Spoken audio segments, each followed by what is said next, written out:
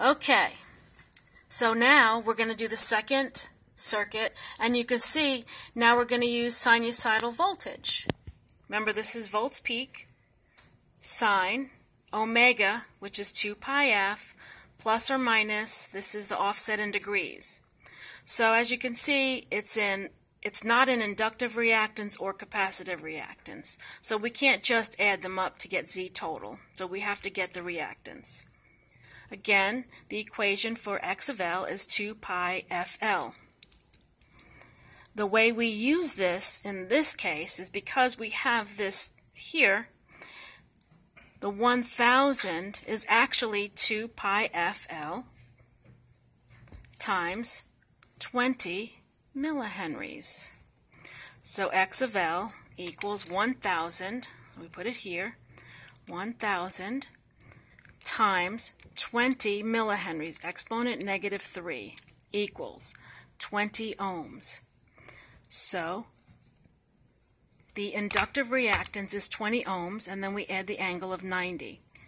Over here again, we cross it off, 20 ohms at an angle of 90. Now we have to get the capacitive reactance, X of C. Again, it's the same equation, 2 pi FC, 1 divided by X of C. Because we're using this type of voltage,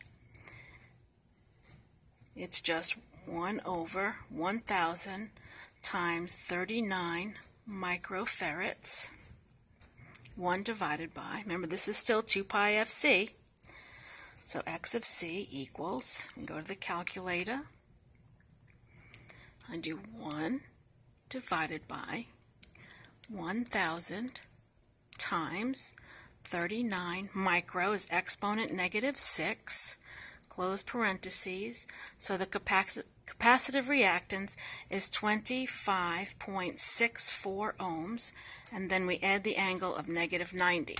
And we come over here, cross this off oh so nicely, and put 25.64 ohms at an angle of negative 90.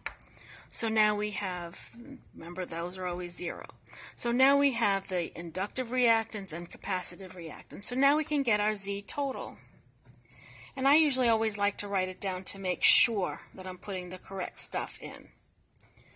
30 at 0 plus 20 ohms at 90 plus 25.64 ohms at an angle of negative 90 will give us our Z total. Because how do we get Z total in the series circuit? We simply add them up.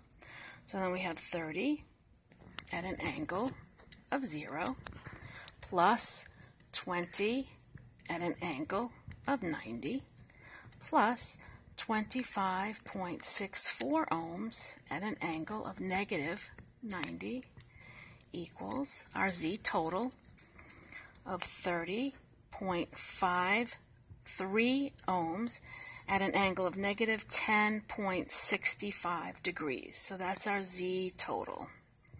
Our next video will get voltage drops and total current.